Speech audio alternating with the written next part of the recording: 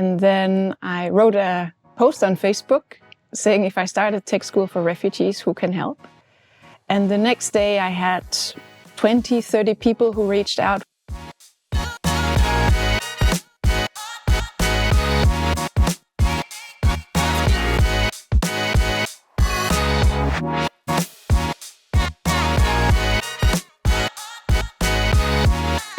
Welcome to the first episode of Tech.Rulez.Period in the year of 2024. My guest says she has not created the best school in the world, but the best tech school for the world. She is an award winner, for example, the Encourager of the Year from the Handelsblatt. She is a female social entrepreneur, and last year she won the CIO award in the category of Digital Future. Welcome the CEO and founder of the ReDI School, Anne Kjær Bathel. Thank you for the invitation. Anne, can you give us a bit of a background of the ReDI School that you created? What's the purpose behind it? How you came up with the idea? Why it is so successful? I mean, you won a couple of awards. I've just highlighted 3 of them. Give us a bit of background. So the short variation of it is ReDI is a tech school teaching refugees, migrants, and marginalized locals tech skills, all the way from how does a laptop work, all the way to cybersecurity, programming, artificial intelligence. So it's a full span of what technology is. But maybe going back a little bit in time, in 2015, I, like so many other people in Europe, was watching the television. And we're seeing these horrific pictures of people trying to get to Europe, sometimes having to even swim to get to Greece. And I was thinking to myself, what can I do to help these people? We're at the same age. I come from a family that flew from Germany in 1933. So also my family history is related to refugees. So what am I doing to help these people now? And so many people were asking themselves that back in 2015. It was also the time of Wir schaffen das from Angela Merkel. That since then, of course, has been discussed. But what I did then was to gather people in my network coming from the for-profit sector, non-profit sector, from academia and politics, to get together and do a 2-hour brainstorm about what we could do. So we wanted to make it fast and see what ideas will arise from this. And what happened was, after 2 hours of many, many ideas, we looked critically around in the group and asked ourselves, are the real experts really at this table? And the true experts, the refugees, were not there. Okay. So there was many people working in refugee camps, having connections, but the people who were arriving from Syria and Afghanistan, Iraq at the time were not there because we didn't know them. Okay. So we started going out into refugee camps, and there I met a young man called Mohammed, and we were just chatting. I'm very curious. I like to get to know people. And he was explaining that he had a bachelor degree in computer science, but that he didn't have a laptop. So he would try to go to the library in Berlin and somehow get up to date with what's happening in technology. It's moving so fast, as we know. And he, of course, knew that this was never going to bring him to a proper job in Germany. So he was really scared. I'm losing my skills. He loves technology, could not be online. And I left that meeting with Mohammed thinking, this cannot be.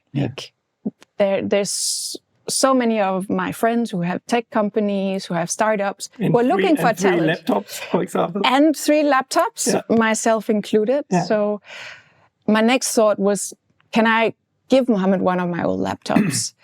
But then the next thought was, well, it's a little bit like the parable, don't give a hungry man a fish, teaching how to fish.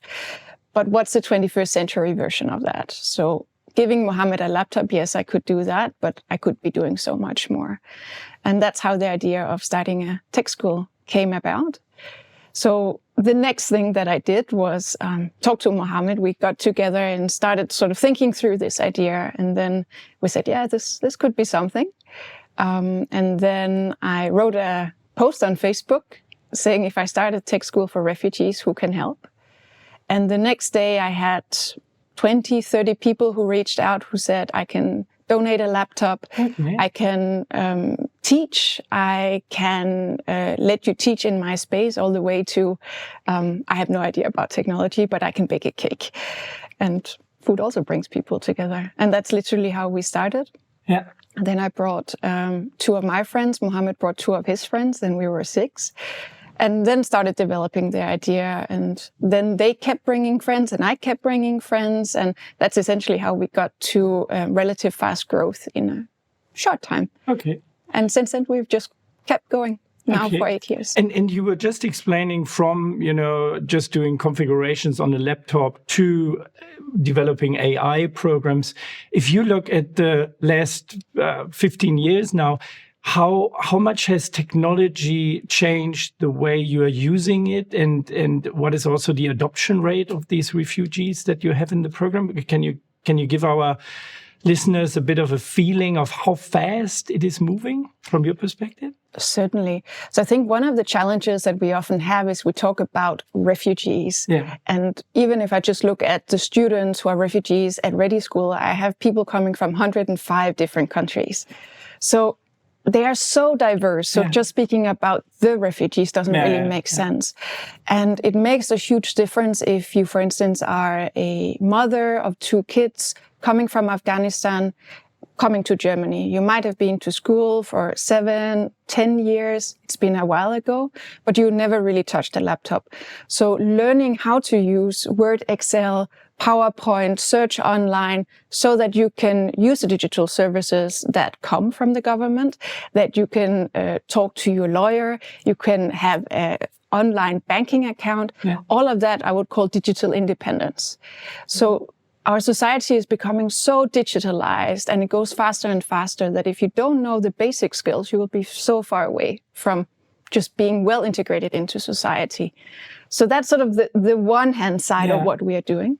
But where we started, and of course it was inspired by Mohammed, was a higher end tech skills. So at the very beginning, we started with Ruby on Rails.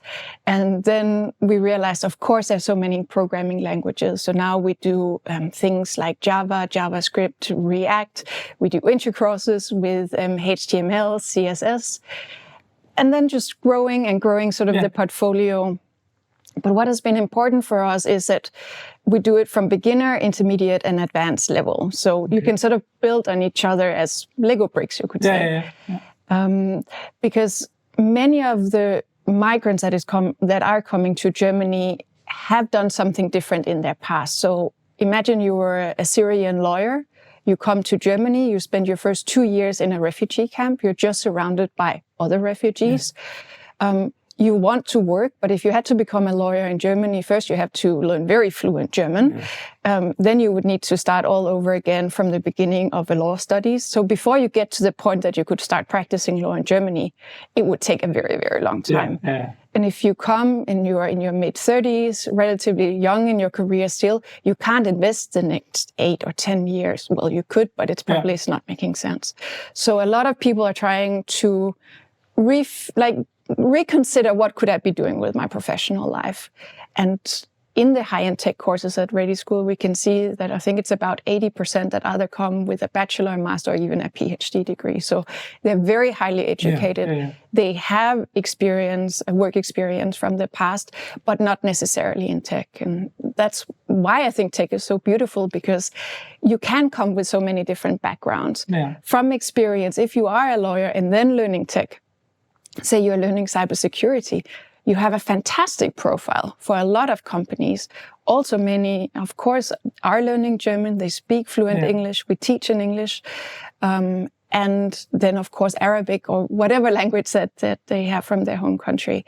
So the profiles are very, very interesting for German companies. And that's a win-win-win we're trying to create. Good for the refugees, good for companies, and good for German society. Okay, cool. I mean, one hypothesis that we have in this format, Tech.Rulez.Period, is that because of the technology skills scarcity, we recommend organizations to hire for attitude and not really for technology skills. I assume that is a lot in your purpose of the ReDI School. What is the attitude that you see across the different refugee groups or school, the people that are in your school?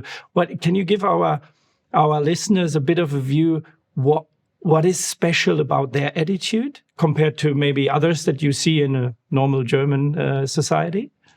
I think the key word is resilience. Because you can imagine if you were living a good life in Syria, you had your job, and all of a sudden you're forced to flee your home country. That decision to give up pretty much everything that you have to flee alone, if you are a young person not wanting to join the army, you're fleeing alone or deciding I'm going to flee with my family. You're leaving everything behind. You invest so much money to come here. You have somehow to make it to Germany, and that in itself is a dangerous trip. You have to be creative. You have to keep the stamina and keep the dream, the vision alive that you can build a better future for yourself and your family. And that mindset that you learn, and the persistence and the strength that you need to have when you're going through that transition phase to get to Germany, really, really, either it breaks you or it builds so incredible strength. And that's why at ReDI School we really want to make sure that we get people as soon as they arrive in Germany and give them that pathway to a better future. Because if you spend the first 2 years doing nothing in a refugee camp, of course, it would break anyone. And that is what many of our students are also saying, is that they highly underestimated that the challenge of coming and making it in Germany was not making it here, swimming across the ocean. It was staying for the period of time in baseball courts, not having to sleep, etc., etc. So if you are able to make it through that, the kind of mental strength that you have created is something that I think many companies would like the employees to have as well. Okay. And you mentioned the resilience over time. What is the typical duration of these courses on the 3 levels that you described? I mean, is that 1 year, half a year, 2 years? Can you give us a bit of the duration? Yeah. So it's interesting because ReDI School has been co-created with the refugees because we wanted to understand what are they passionate about, what are they interested in, and what on a practical level does their daily life look like. And we realized just how busy refugees are when they get to Germany. Because of forms, filling out forms and all these. Exactly. And there's so much you have to do. And these pictures that we see in the media that refugees are lazy is so far from the truth. They have to go to German courses. They have to go to integration courses. Many people are also trying somehow to work, to make money. People go out and even pick bottles that they have money that they can become independent themselves here and also send money back to their families in many cases. So they are very busy, first of all. So what we needed to understand is when do they actually have time to study? And what we saw was in the evening is when they have time. So it needed to be part-time or on the weekend. Okay. So ReDI School is a 4-month program. It's 2 times per week, teaching for 2 hours. And then you have to do the same amount of work as homework. So all in all, that's 50 hours of teaching per course.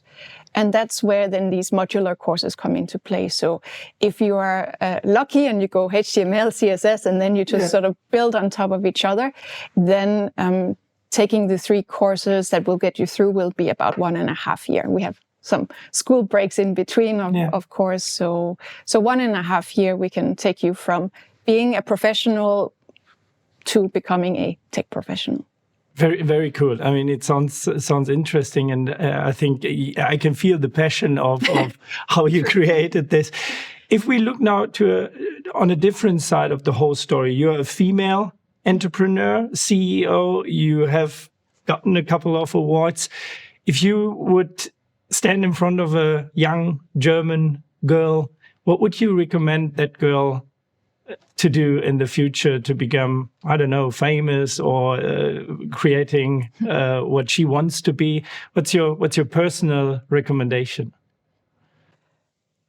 I think the best advice I can give is really to start now. And I do a lot of coaching. I do have a lot of mentees as well to sort of also have an impact and to pay back. A lot of people have helped me as well. And one thing I often say is consider what you can do in the next 5 minutes, the next 5 hours, the next 5 days and the next 5 months.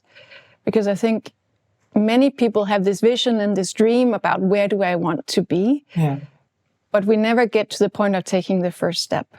And I work with a lot of social entrepreneurs, and they might want to have a positive impact on, let's just say, homeless people. But it's such a complex problem that you never understand, well, where do I start? But then if you get the challenge from me or think about it, then what can you do to positively have an impact on a homeless person in the next 5 minutes? Well, you can go out in the street and you can donate money, you can give food, you can sit down and talk to people and say, how are you doing? And then you go from there. Maybe you get the feedback, I'm not hungry, go away, or I'm sleeping, go away. But then you get that feedback, and then when you build on that feedback and you say, okay, maybe that was the wrong approach, what do I do next time? That's how you really get to impact. So don't make it too complicated. Take the first step. So what's your next big thing? Or will you continue in that position for quite some time? I mean, what's your next 5-minute impact activity?